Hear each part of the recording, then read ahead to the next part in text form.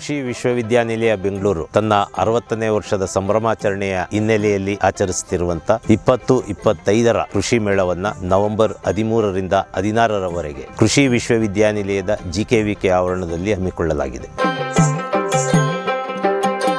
ಈ ಬಾರಿಯ ಘೋಷವಾಕ್ಯ ಸಮೃದ್ಧ ಕೃಷಿ, ವಿಕಸಿತ ಭಾರತ, ನೆಲ, ಜಲ, ಬೆಳೆ ಎಂಬುದು. ಪ್ರಸ್ತುತ ಪರಿಸ್ಥಿತಿಯಲ್ಲಿ ನೈಸರ್ಗಿಕ ಸಂಪನ್ಮೂಲಗಳಾದಂಥ ಮಣ್ಣು, ನೀರು ಮತ್ತು ಜೈವ ವೈವಿಧ್ಯತೆಯನ್ನು ಕಾಪಾಡಿಕೊಂಡು ಕೃಷಿಯನ್ನ ಮಾಡುವ ರೀತಿಯ ಬಗ್ಗೆ ಈ ಬಾರಿಯ ಕೃಷಿ ಮೇಳದಲ್ಲಿ ಹಲವಾರು ವಿಜ್ಞಾನ ಮತ್ತು ತಂತ್ರಜ್ಞಾನಗಳನ್ನು ಪ್ರಚುರಪಡಿಸಲಾಗ್ತಾ ಇದೆ.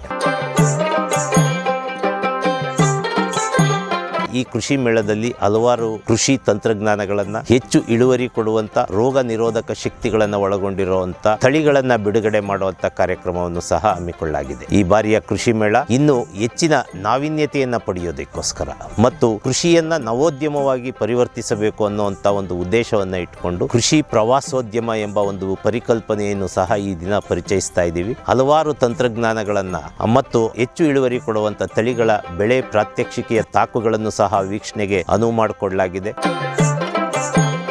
ಈ ಬಾರಿ ರೈತರು ಮತ್ತೆ ರೈತರಿಂದ ಸಂವಾದ ಕಾರ್ಯಕ್ರಮವನ್ನು ಹಮ್ಮಿಕೊಳ್ಳಲಾಗಿದೆ. ಕೃಷಿ ವಿಶ್ವವಿದ್ಯಾನಿಲಯ ರೈತ ಸಲಹಾ ಕೇಂದ್ರದಲ್ಲಿ ವಿಜ್ಞಾನಿಗಳು ರೈತರು ಮಂಡಿಸುವಂತ ಸಮಸ್ಯೆಗಳಿಗೆ ಸ್ಥಳದಲ್ಲಿಯೇ ಫಲಿತಾಂಶವನ್ನು ನೀಡುವಂತ ಕಾರ್ಯಕ್ರಮವನ್ನು ಸಹ ಹಮ್ಮಿಕೊಳ್ಳಲಾಗಿದೆ. ಪಶುಸಂಗೋಪನೆ, ಮೀನುಗಾರಿಕೆ ಮತ್ತೆ ಇನ್ನಿತರ ಉಪಕಸಬುಗಳಾದಂತಹ ಜೇನು ಸಾಕಾಣಿಕೆ ಮುಂತಾದ ಎಲ್ಲ ವಿಷಯಗಳ ಬಗ್ಗೆ ತಮಗೆ ಈ ಮಾಹಿತಿಯನ್ನು ಒದಗಿಸುವಂತ ಈ ಬೃಹತ್ ಕೃಷಿ ಮೇಳ ಕಳೆದ ಬಾರಿ ಸುಮಾರು 34 ಲಕ್ಷ ಜನಗಳನ್ನ ಆಕರ್ಷಿಸಿತ್ತು.